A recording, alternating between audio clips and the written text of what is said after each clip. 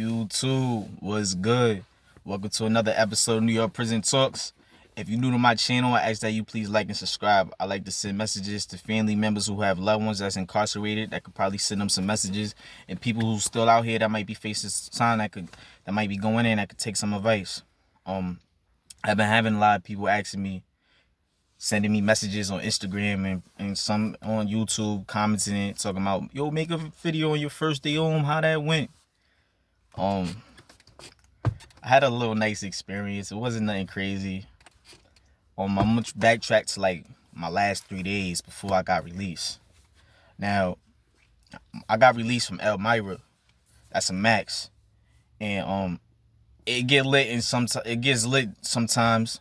It's not like too bad of a facility, but when it goes down, it goes down. You know, it got a lot of blind spots where people could get just cut and shot. Police can't see. People could get beat up. They could get ran down on in their cell and get beat up in their cell. Police won't even know. That's the type of jail I was in. But it was a cool jail for the most part. If you knew how to play your position and you was a chill person, didn't have enemies and stuff, didn't cause no drama, you know, you could be out in that facility. But it's like, I was somebody that was Porter. I was Porter in G Block. Porter is somebody that's well in that block, Porter somebody is like, that's a job where you basically just picture him like custodian or something, but sweeping and mopping up the tears and stuff like that. But you also, since nobody can't come out their cells, you also all day you the only one out of your cell on a tear, like the whole day. Well, when I was there, it was the whole day because they had stuff on lockdown. They was only letting one Porter out for a whole time at once, all day long. And I was out all day long, the only one, except for like when dudes would go to programs. But when dudes would have to be locked in a cell, I was the only one allowed on my cell, on my tier.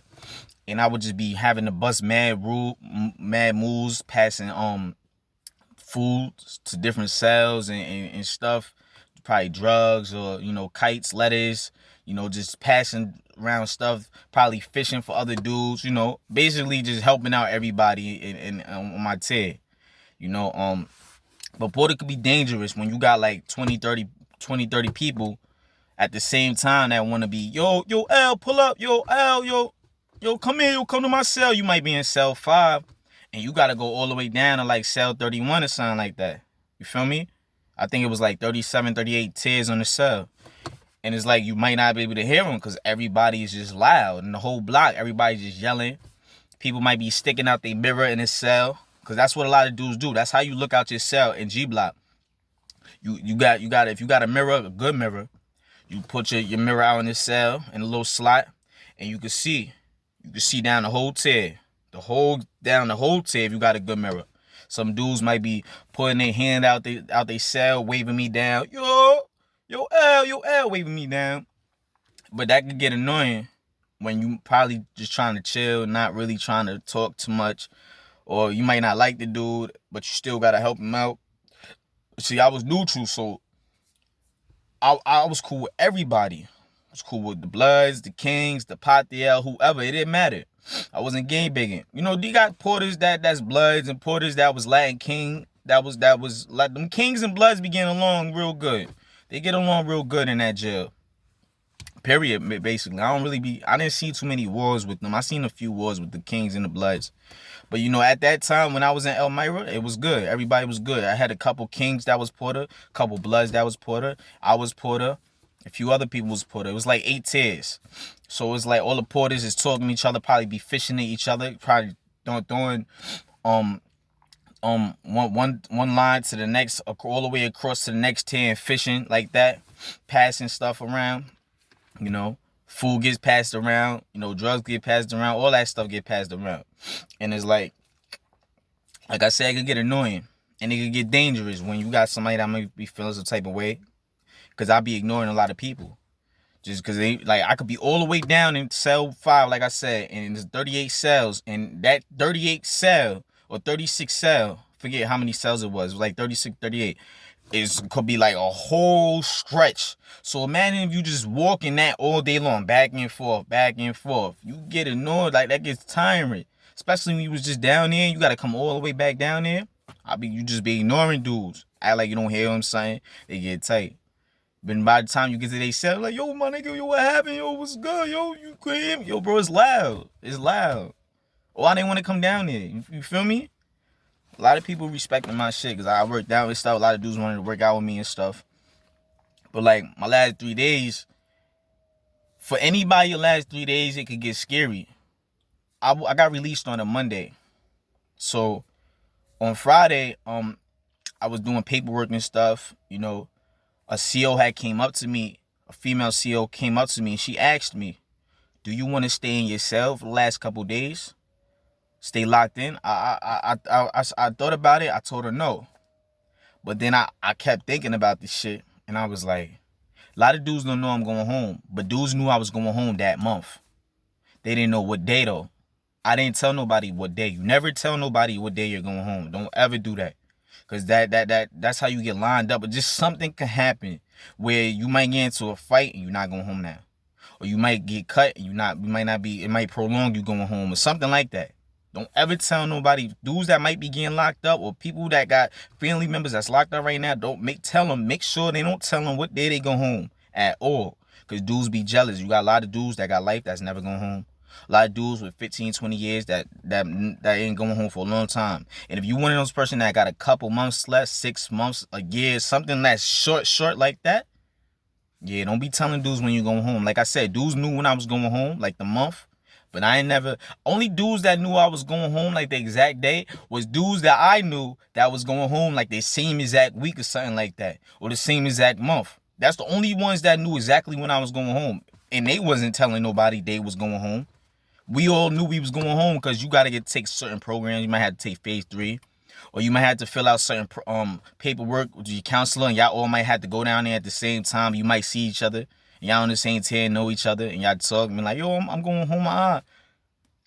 Even the ones a couple ones that told me they was going home on a certain day, they didn't really tell me that. They kind of lied to me and told me it might have been on a Thursday they was going home, but they went home on a Tuesday. They didn't want to tell me the exact day. A couple people did, because when I was going home that month, it was about like 5 people that was going home on my tier that was going home around the same time as me.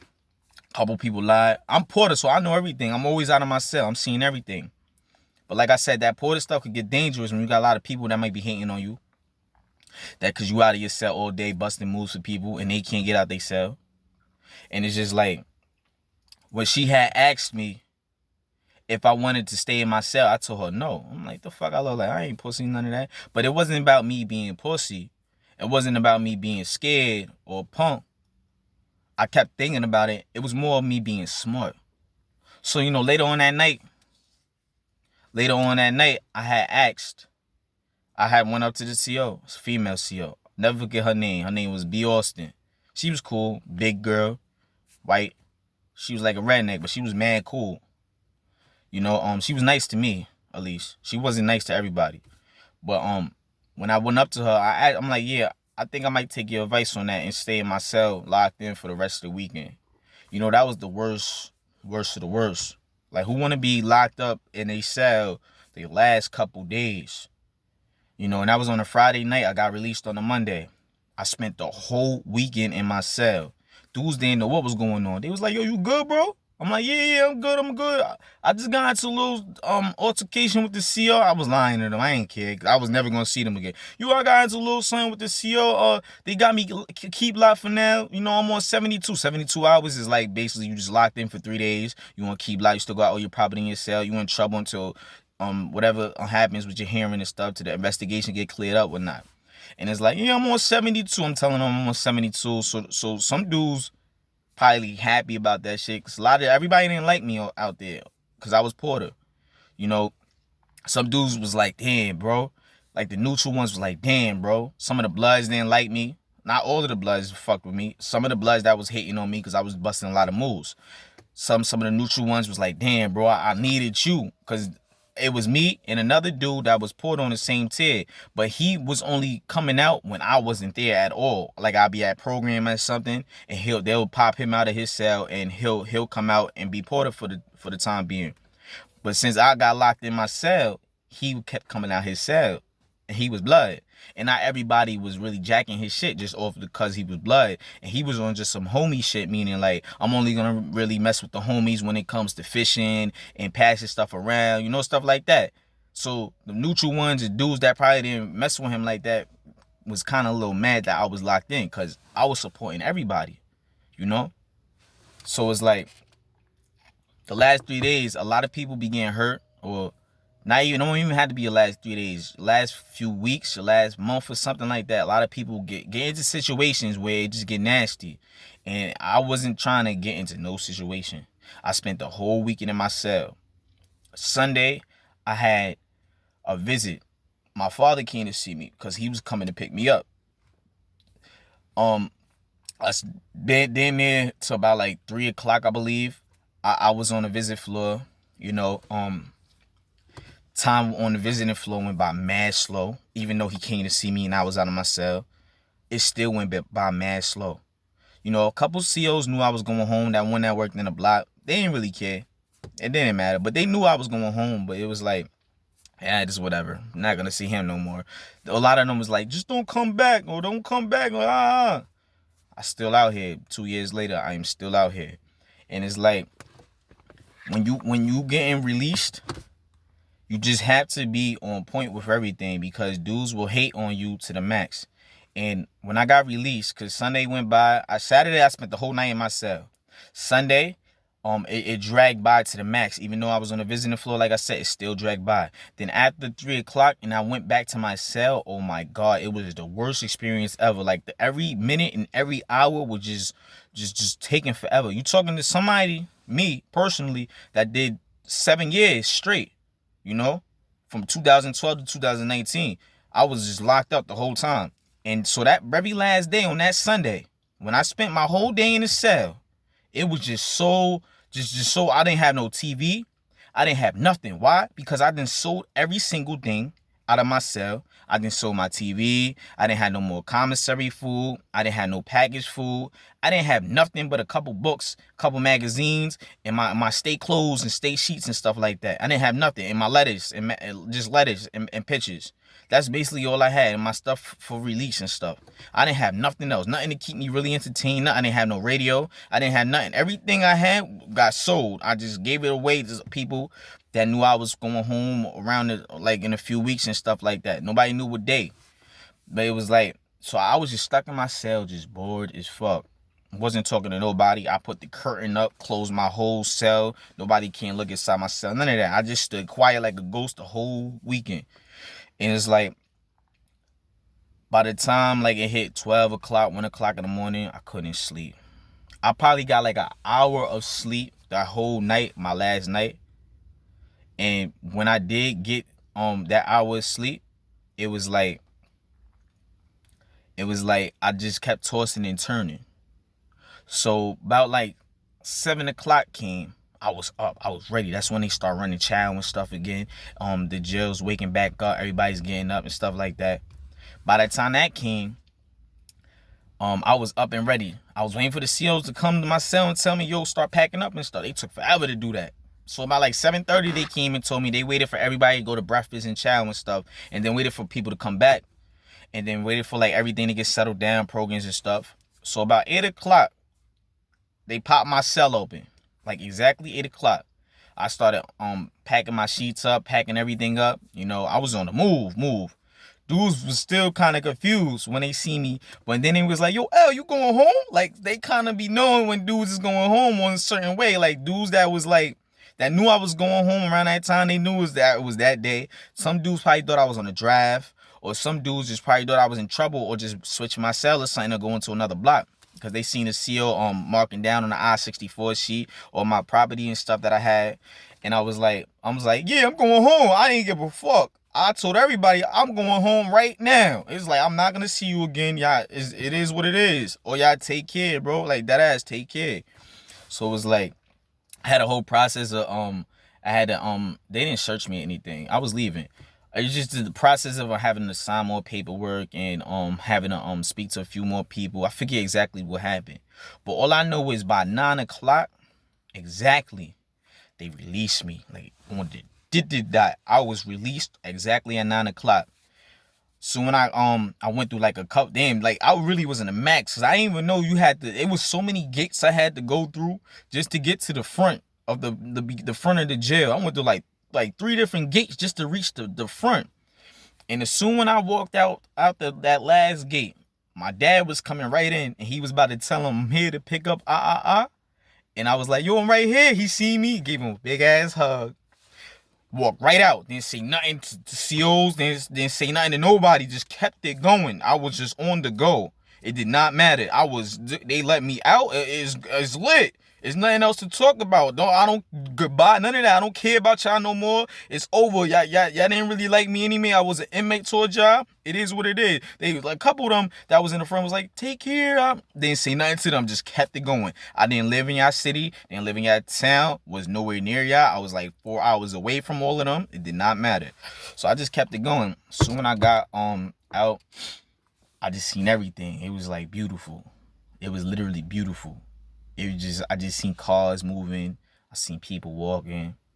You know, it was a little cold outside, and I seen just people walking. It was just amazing to see that I was released, and that feeling of knowing that you could now walk around wherever you want to walk to, and you could just say, and you don't have to act a certain way, you know. But the prison was still in me. It was in me for about. It's still kind of in me. But it was really in me for my like a good year and a half. For a year, like a good year and a half, it was really in me.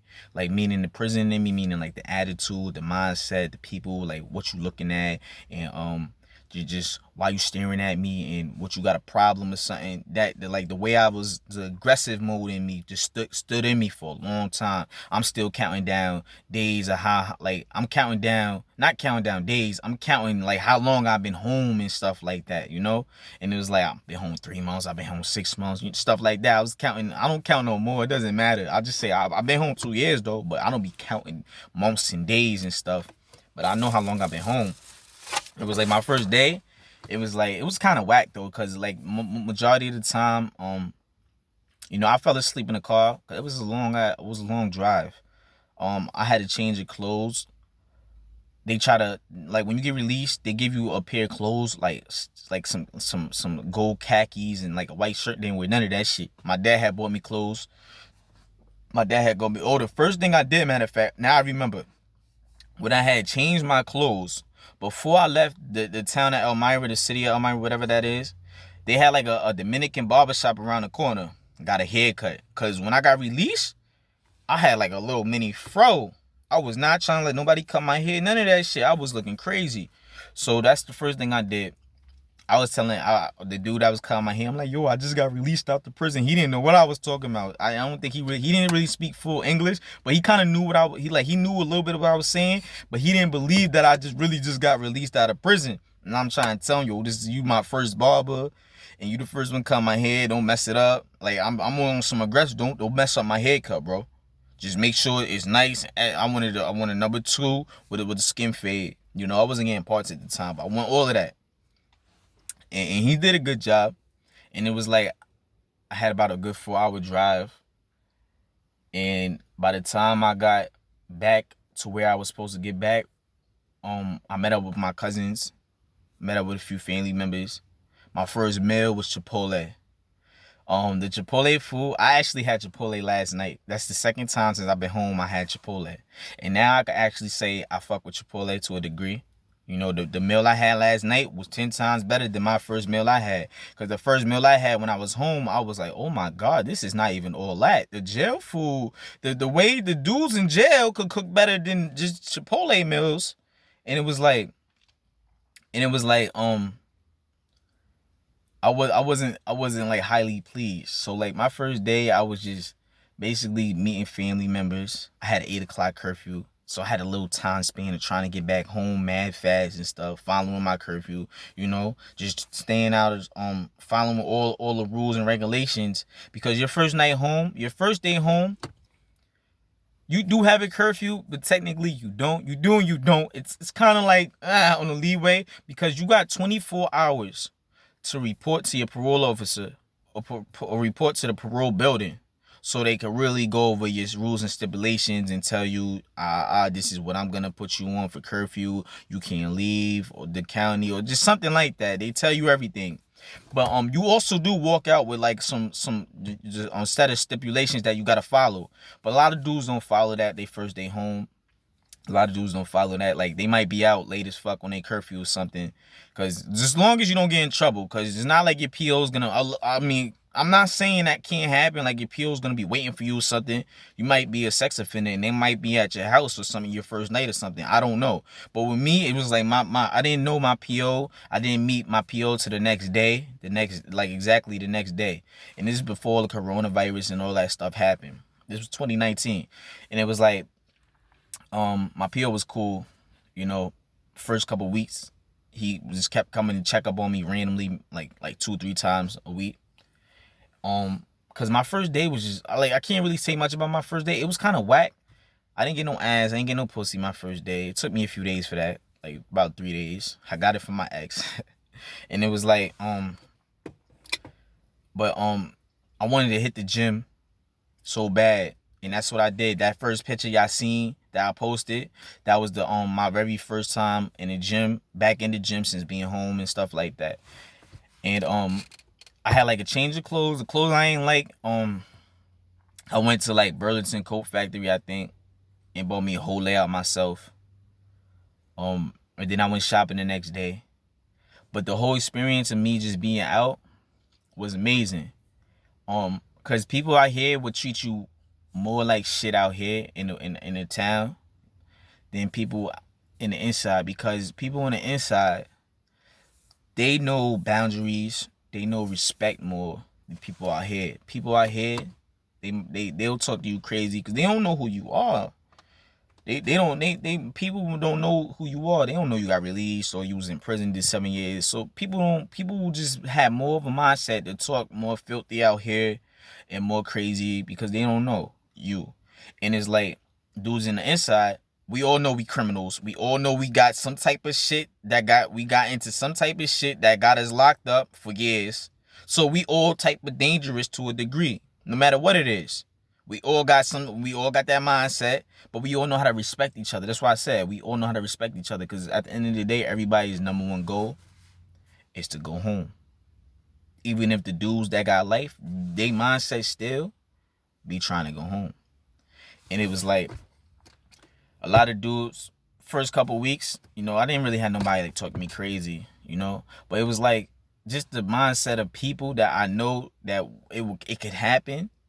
I just that jail in me stood in me more, meaning like if I knew they was gonna talk crazy to me, I was gonna just get reckless all the way back, just all the way back, just off the strength that I was like, you didn't do the shit I just did, the time I just did. You talking crazy, I will knock you out in a quick second, because you don't know me. You probably somebody that's been home, never did no time, and you talking crazy for what? Because a lot of people like to do that. Like on Facebook, a lot of people like to talk crazy on Facebook. I stay off social media to the max. Like I be on social media, but I might read. I've been messing with Instagram more than anything. I just look at Facebook and just read, just scroll down, looking at people's statuses and what they post and stuff like that, and laugh and stuff. I don't even associate with people on Facebook, because a lot of people like to act tough on Facebook for no reason. And it's like I would never understand Facebook. Instagram a little story, another type of aspect, another type of, I use that more to socialize more on Instagram. I talk to people on Instagram a little more. And then I got my YouTube. I also be on Live Me. I don't know if anybody know about Live Me, but I be on Live Me. It's a live broadcasting app. And me being on social media, like that was the first thing I did too. When I got home and I was like during curfew hours, I was just trying to get back on all my old social media accounts. I had created a new Facebook. I never had an Instagram, so I made an Instagram. It took me about a good 2 weeks for Snapchat, because I didn't really care about Snapchat. I felt like it was kind of weird to me, but it took me a little minute to get Snapchat. And then I had YouTube. But I didn't post anything until about probably I think a month or two after I made my first video in the yard, about the yard. And it was kind of cool. Everything was a good experience. I met family members, talked to people. I hit up a couple exes, hit up a couple people that knew I was locked up. I wondered where I was at. And then, a lot of people, they didn't know what happened to me, or probably forgot about me, or they didn't just care.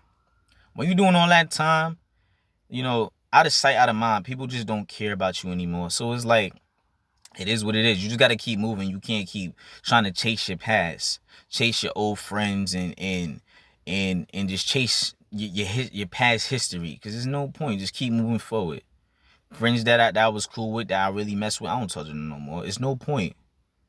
Y'all didn't write me when I was locked up. And you probably knew I was locked up and didn't care. It's like 50 cents a stamp to write a letter and send it out. It's 50 cents. So what does it matter? And it's like, what else? Dudes that's coming home, that got family members that's locked up, I ask that y'all just take this advice. Your last few days, tell them dudes that got their last few days in, play the cell. Doesn't matter. You're not gonna see them dudes again. Play the cell.